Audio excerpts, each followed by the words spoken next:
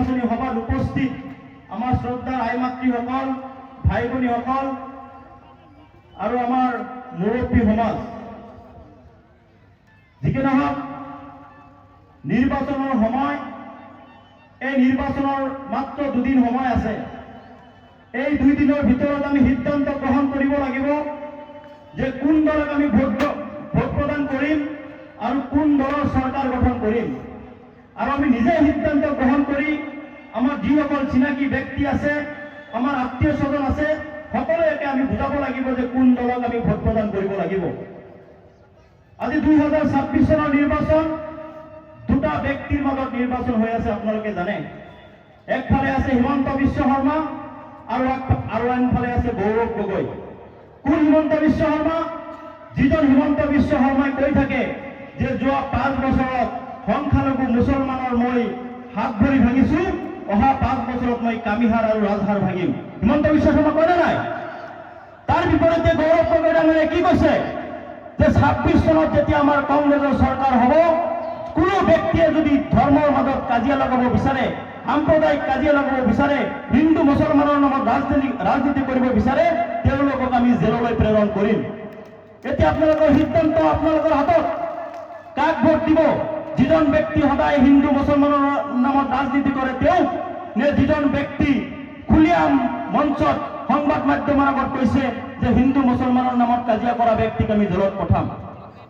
আৰু এই হিমন্ত বিশ্ব শৰ্মা, যিজন হিমন্ত বিশ্ব শৰ্মাই কৈছে যে যোৱা 5 বছৰত মই 1.5 লাখ বিঘা মাটি উচ্ছেদ কৰিছো আৰু 2026 চনত যদি বিজেপি চৰকাৰ কৰিব পাৰে 5 লাখ বিঘা ভূমি উচ্ছেদ কৰিব, বিশেষকৈ সংখ্যালঘু সম্প্ৰদায়ৰ ব্যক্তি। আনফালে কংগ্ৰেছৰ নেতৃত্ব, বিশেষকৈ গৌৰৱ গগৈ ডাঙৰীয়াই গ্যাৰাণ্টি প্ৰদান কৰিছে যে 2026 চনত যদি কংগ্ৰেছে চৰকাৰ কৰিব পাৰে 10 লাখ ভূমিহীন পৰিয়ালক মাটিৰ পাট্টা প্ৰদান কৰা হ'ব। তেতিয়া আপোনালোকৰ মাজত সিদ্ধান্ত আপোনালোকে ল'ব লাগিব যে ভোট আপোনালোকে কাক দিব?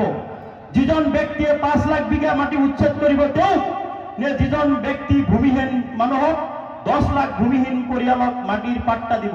কাক ভোট দিব আপোনালোকে? গৌৰৱ গগৈ। আমি জানো আপোনালোকে গৌৰৱ গগৈ নেতৃত্বত অসমৰ চৰকাৰ হোৱাটো বিচাৰে। খালি আপোনালোকে নহয়, আজিকালি মোবাইলৰ যুগ, মোবাইলত আপোনালোকে গোটেই অসমৰ খবৰ লাভ কৰিব পাৰে। আজি উজনি অসমৰ খবৰ চাওক, বিজেপিৰ নেতাবোৰে ভোট বিচাৰি যাব পৰা নাই। বৰাক বেলিত যাওক, বঙালী সম্প্ৰদায়ৰ লগত তেওঁলোকে যি প্ৰতাৰণা কৰিলে তাৰ বাবে বৰাক বেলিতো তেওঁলোকে ভোট বিচাৰিবলৈ পৰা নাই। আজি নামনি অসমত চাওক, বিজেপিৰ নেতাসকলে ভোট বিচাৰিব পৰা নাই। আজি তেওঁলোকে ইমানেই ভয় খাইছে যে যোৱা ডিচেম্বৰ মাহৰ পৰা আমাৰ মেজিকৰ মাইকটো বন্ধ কৰিব লাগে। আজি বিজেপি ইমান ভয় খাইছে, ডিচেম্বৰ মাহৰ পৰা 4 মাহে প্ৰতিটো মাহতে নৰেন্দ্ৰ মোদী আহিব লগা হৈছে, অমিত শ্বাহ আহিব লগা হৈছে। কাৰণ হিমন্ত বিশ্ব শৰ্মা গম পাইছে যে হিমন্ত বিশ্ব শৰ্মাৰ প্ৰতি মানুহৰ এতিয়া আস্থা নাই, এতিয়া তেওঁৰ প্ৰতি বিশ্বাস নাই। সেইকাৰণে নিৰ্বাচন জয়ী হ'বলৈ তেওঁলোকে সেই আমাৰ প্ৰধানমন্ত্ৰী নৰেন্দ্ৰ মোদী আৰু গৃহমন্ত্ৰী অমিত শ্বাহক অসমলৈ আনিবলৈ তেওঁলোকে বাধ্য হৈছে। এতিয়া আপোনালোকে আজি বিজেপি যিসকল প্ৰতিশ্ৰুতি দিছিল, জাতি মাটি ভেটিৰ কথা কৈছিল উজনিত, সেইবোৰ তেওঁলোকে পূৰণ কৰিব পৰা নাই। 40,000 বিঘা মাটি জনজাতি লোকৰ বাগি তেওঁলোকে আদানী আৰু আম্বানীৰ হাতত গতাই দিছে। আজি হিমন্ত বিশ্ব শৰ্মাৰ পৰিয়ালৰ সম্পত্তিৰ পৰিমাণ যি বৃদ্ধি পাইছে, ৰিণিকী ভূঞাৰ নামত হাজাৰ বিঘা মাটি তেওঁলোকে কৰি লৈছে, তাৰ বিৰুদ্ধে এইবাৰ অসমৰ জনসাধাৰণে কংগ্ৰেছ দলৰ হাতৰ চিনত ভোট দি কংগ্ৰেছৰ চৰকাৰ আনিবলৈ গৈ আছে। এতিয়া আপোনালোকে ভাবিব পাৰে যে আমাৰ ইয়াততো বিজেপি সিমান এটা শক্তিশালী নহয়। আমাৰ এই বন্দিয়া সমষ্টিত 3টা দলৰ প্ৰাৰ্থী শক্তিশালী, এইটো সত্য কথা।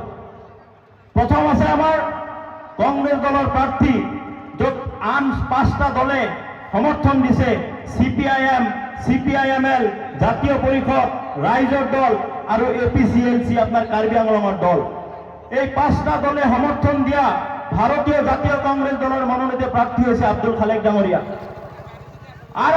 আন এজন প্ৰাৰ্থী আছে হাফিজ ৰফিকুল ইছলাম ডাঙৰীয়া, ইউডিএফ দলৰ প্ৰাৰ্থী, যি ইউডিএফ দলক ইতিমধ্যে 2024 চনত অসমৰ জনগণে, সংখ্যালঘু জনগণে তেওঁলোকক বহিষ্কাৰ কৰি দিছে, তেওঁলোকক বিশ্বাসত লোৱা নাই। তাৰ কাৰণ আপোনালোকে জানে 2005 চনতে ইউডিএফ দলৰ গঠন হৈছিল। তেওঁলোকে যিবোৰ ইছ্যু লৈ ৰাজনীতিত আহিছিলে, মাটিৰ পাট্টা দিব বুলি কৈছিলে, ডি বৰ্ডাৰৰ শেষ কৰিব বুলি কৈছিলে, গৰাখহনীয়া প্ৰতিৰোধ কৰিব বুলি কৈছিলে, নাগৰিকত্ব সমস্যা সমাধান কৰিব বুলি কৈছিলে। কিন্তু ইউডিএফ দলে এটা সমস্যা সমাধান কৰিব পৰা নাই। বৰঞ্চ সমস্যা সমাধান কৰা দূৰৰ কথা, ভালকে চেষ্টাও কৰা নাই। যদি ভালকে চেষ্টা কৰিলেহেঁতেন ইউডিএফৰ নেতাসকলে, আমি তেওঁলোকক 3জন সাংসদ জয়ী কৰাইছিলো, আমি 17জন বিধায়ক জয়ী কৰাইছিলো, তেওঁলোকে যদি অলপ চেষ্টা কৰি আমাৰ এই সমস্যাবোৰ সমাধানৰ কাৰণে চেষ্টা কৰিলেহেঁতেন, তথাপি আমি চিন্তা কৰি চালোহেঁতেন যে ইউডিএফক আকৌ এবাৰ বিশ্বাসত ল'ব পাৰো নেকি।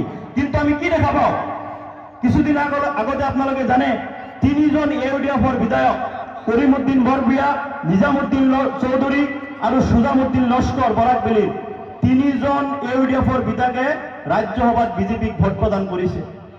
তাৰপিছত ইউডিএফে যেতিয়া বহিষ্কাৰ কৰিলে, তাৰপিছত তেওঁলোকে এজিপিলৈ যোগদান কৰিলে। আমি আবেগ কৰি তেওঁলোকক ভোট প্ৰদান কৰো, কিন্তু ৰাজ্যসভাত গৈ তেওঁলোকে বিজেপিৰ সাংসদ এজনক জয়ী কৰায়।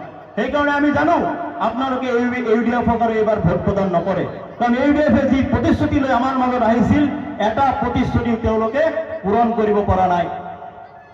আন এজন প্ৰাৰ্থী আছে, কিছুদিন আগতে ৰাইজৰ দলত আছিল, তাৰ আগতে ইউডিএফৰ লগত ঘূৰি আছিলে, তাৰ আগত কংগ্ৰেছ দলত আছিলে, তাৰ আগত ইউডিএফৰ পৰা প্ৰথম বিধায়ক হৈছিল। কিন্তু সেইজন ব্যক্তি বৰ্তমান তৃণমূল কংগ্ৰেছৰ প্ৰতীক লৈ আহিছে যদিও হিমন্ত বিশ্ব শৰ্মাৰ সমৰ্থনত তেওঁ নিৰ্বাচন খেলি আছে। হিমন্ত বিশ্ব শৰ্মাৰ সমৰ্থনত নিৰ্বাচন খেলি আছে। আপোনালোকক চেলেঞ্জ কৰিছো, শ্বেৰমান আলীৰ মুখেদি এটা ষ্টেটমেণ্ট ওলাই দিয়ক যে হিমন্ত বিশ্ব শৰ্মাৰ বিৰুদ্ধে তেওঁ কেতিয়াবা কোনো কথা কৈছে নেকি।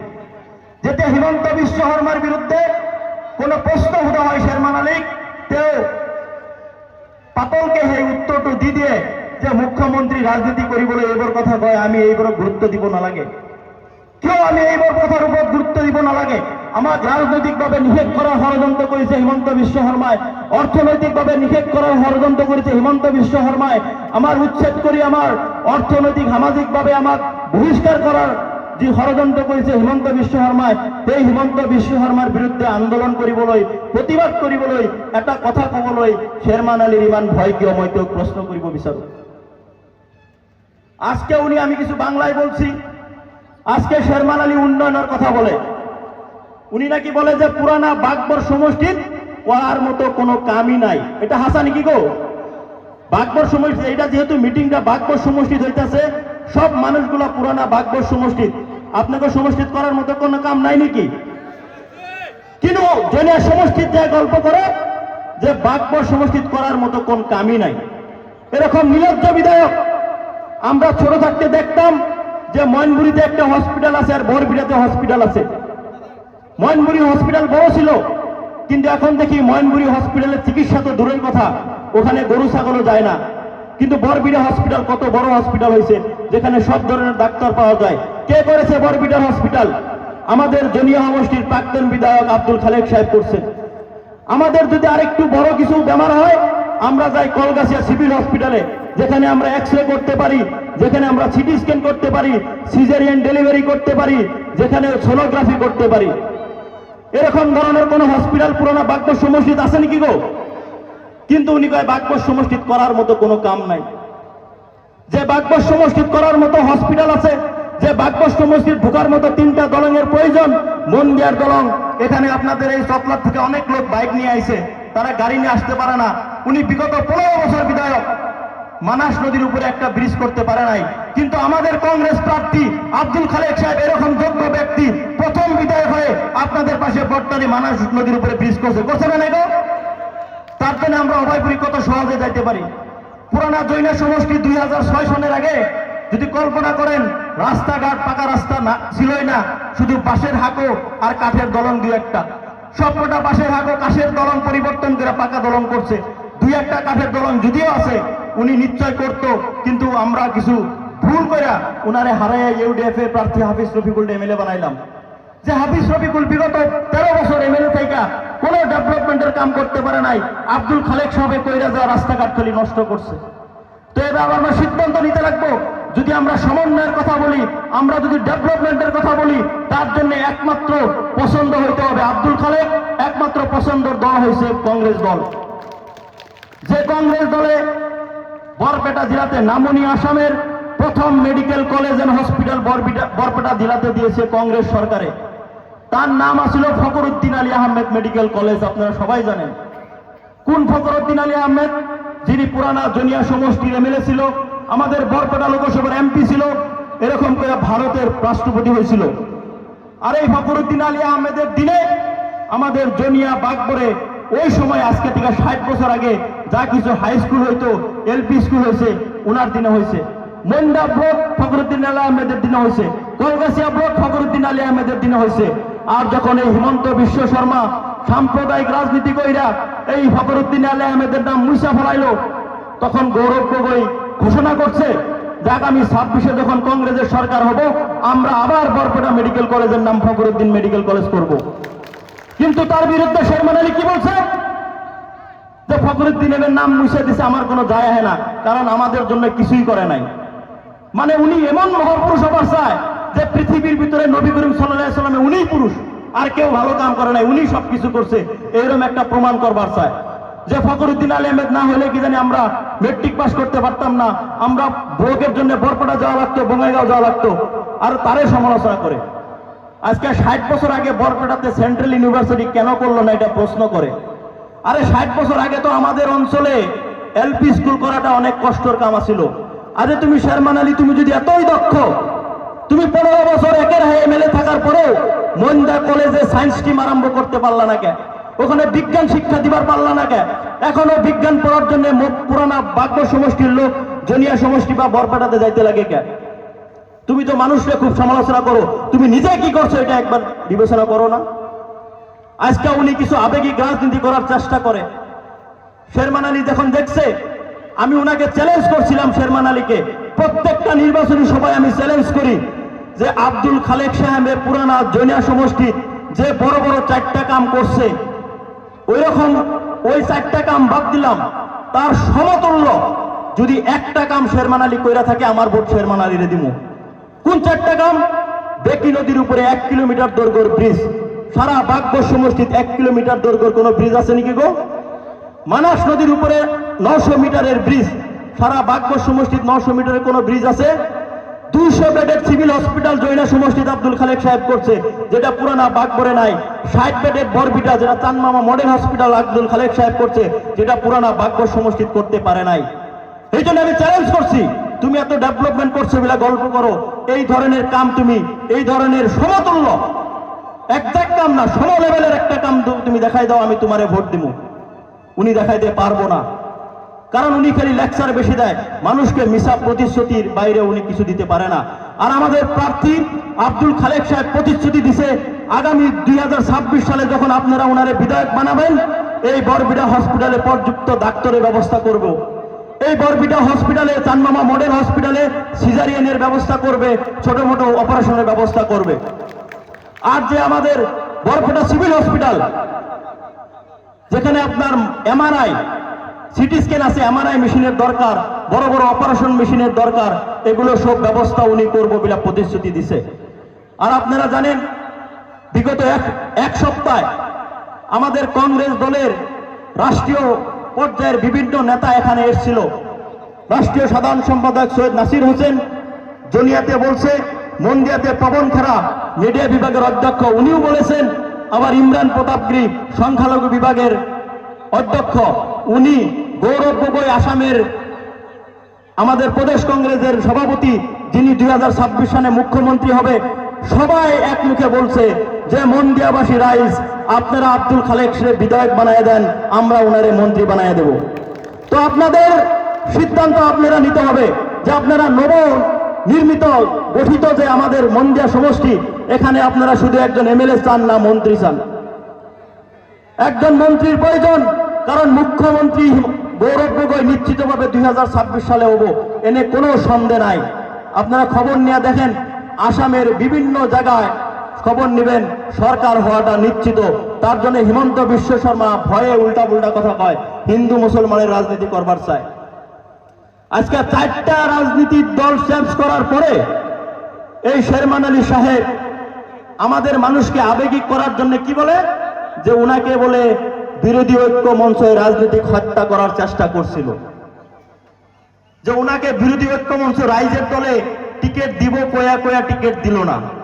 কেন দিল না তার প্রকৃত কারণ আপনারা জানেন না? নাই, আমি কিছুদিন আগে সংবাদ মাধ্যমে কইছি যে কারণ আমাদের যুদ্ধ হয়েছে হিমন্ত বিশ্ব শর্মার বিরুদ্ধে যুদ্ধ।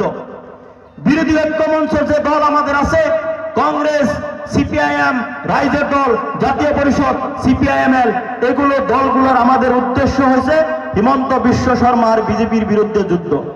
এখন আমরা যদি হিমন্ত বিশ্ব শর্মার বিরুদ্ধে যুদ্ধ করতে হিমন্তর মানুষ হাতে রাখি, তাহলে যুদ্ধে হারমু না জিতমু গো?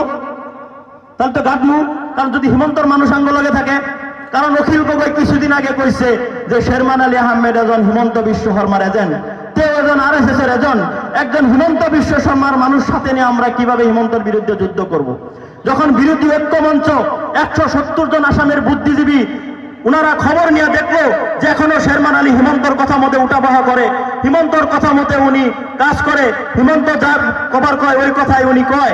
এই জন্য সবাই মিলা সিদ্ধান্ত নিছে যে আমরা যদি বিরোধী ঐক্য মঞ্চ সরকার করবার চাই, তাহলে শেরমান আলীর টিকিট দিলে সরকার করবার পাবো না। কারণ নির্বাচনের সময়ে আবার যদি হিমন্তর কথার মতে আবার মিয়া মিউজিয়াম চাইয়া দেয়, আবার যদি সাম্প্রদায়িক কথা কয়ে দেয়, তাহলে তো আপার আসামের মানুষ একজোট হয়ে যাব, তখন তো আবার সরকার করবার পাবো না। তখন বিরোধী ঐক্য মঞ্চের সব নেতায় এক পক্ষে সিদ্ধান্ত নিছে যে আমাদের জন্য একজন শেরমান আলী বড় না, আমাদের জন্য বড় গৌরব গগৈরে মুখ্যমন্ত্রী বানাইতে লাগবো, আসামে হিমন্ত বিশ্ব শর্মারে হাঁটাইতে লাগবো, আসামে গৌরব গগৈর নেতৃত্বে সরকার করা লাগবো। একজন ব্যক্তি আমাদের জন্য বড় না। আজকে যদি বিরোধী ঐক্য মঞ্চের সরকার করার জন্য আব্দুল খালেক সাহেবের টিকিট না দেওয়া দিলে ভালো হইতো। আব্দুল খালেক সাহেব ওপেন বলছে, যদি আমার টিকিট না দিলে ভালো হয়, আমার টিকিট লাগবে না, কিন্তু আমার উদ্দেশ্য হচ্ছে সরকার করা। আমি ব্যক্তিগতভাবে একজন বিধায়ক হওয়াটা আমি চাই না। আমি বিধায়ক হলে আমাদের রাজ্যের সমস্যা সমাধান করতে পারবো না যদি সরকার না করতে পারি। ওইরকম কথা হইতে লাগে। শেরমান আলী এই বিরোধী ঐক্য মঞ্চের সাথে থেকে গৌরব গগৈর নেতৃত্বে সরকার করার দায়িত্ব নেওয়া লাগছিল যদি উনি এতই ভালো মানুষ। কিন্তু উনি কি কইছে, অ্যালায়েন্স ভোট বানা হোক, আমি ইলেকশন খেলবই। তার মানে কি, সরকার চেঞ্জ হোক বানা হোক, গৌরব গগৈ মুখ্যমন্ত্রী হোক বানা হোক, উনি এমএলএ হইতে লাগে, উনি সাম্প্রদায়িক কথা বলে থাকতে লাগে। কারণ উনার উপরে হিমন্ত বিশ্ব শর্মার প্রেশার আছে। হিমন্ত বিশ্ব শর্মা উনাকে অর্ডার করছে যে তুমি ইলেকশন খেলতেই লাগবো, তুমি রাইজের দলের টিকিট পাও বা না পাও, রাতারাতির মধ্যে মাত্র 2 ঘন্টায় হিমন্ত বিশ্ব শর্মায় এই তৃণমূল কংগ্রেসের প্রার্থী টিকিট আপনার কনফার্ম করে দিচ্ছে শেরমান আলী। এই কথাগুলো আপনারা মানুষের মধ্যে নিয়ে যাইতে লাগবো। কারণ উনারে ভোট দেন। ওই দিন রকিবুল হোসেন একটা কথা ডাইরেক্ট কইছে যে ইউডিএফ এর প্রার্থী আরেকজন আমাদের যে তৃণমূলের প্রার্থী, এই দুইজনের একজনের ভোট দেওয়া মানে ডাইরেক্ট বিজেপি ভোট দেওয়া। উনা করে ভোট দেওয়ার থেকে আপনারা বিজেপি ভোট দেন গা, তাও লাভ হবো। তাও বিজেপি কবো যে আমাকে ওই মন্দার মাসে কিছু বিজেপি টিজেপি করে, কিছু অত্যাচার কি জানি কম হবার পারে। আপনারা জানেন, শেষ কথা কমু, আমরা শেষ কথা, বরপেটা জেলায় একটা জায়গায় উচ্ছেদ হয়েছে। কোন জায়গায় গো? বাগবর সমষ্টির বরদুলিনীতে, মন্দাতে উচ্ছেদ হয়েছে। বরপেটা জেলার একমাত্র জায়গায়। কেন উচ্ছেদ হয়েছে জানেন? ওইটা দুইজনে চক্রান্ত করছে, হিমন্ত বিশ্ব শর্মা আর ওনার বন্ধু শেরমান আলী, যে হিমন্ত বিশ্ব শর্মা তুমি উচ্ছেদ করো, আমি জেসিপির সামনে নাটক করবো, তাই আমাগো মানুষে আমাগো ভালো পাবো, তোমার মানুষে ভালো পাবো। তো তার জন্য শেরমান আলী একটা কথা কইল যে মই জিয়াই থাকা লগে মোর বাগবর সমষ্টিত উচ্ছেদ হব নিদু। তারপরের দিনই হিমন্ত উচ্ছেদ আরম্ভ করলো। উনি জেসিপির সামনে খাড়াইলো। আপার আসামে হিমন্ত বিশ্ব শর্মা হিরো হইলো। বাগবর সমষ্টির কিছু মানুষ তারা হিরো বানানোর চেষ্টা করলো যে আমাকে এমএলএ দেহ কত সাহসী, জেসিপির সামনে খাড়াইছে, কিন্তু খাড়ায় কিন্তু উচ্ছেদ বন্ধ করবার পারে নাই। হিরো হিমন্ত বিশ্ব শর্মা হইলো, কিছু মানুষ শেরমানকে হিরো বানানোর চেষ্টা করলো, কিন্তু ক্ষতিকার হইলো। আমাদের মতো নিরীহ মানুষের ক্ষতি হইলো, আমাদের উপরের থেকে চাল হইয়া গেল, আমাদের মাটির থেকে আমরা উচ্ছেদ হইলাম।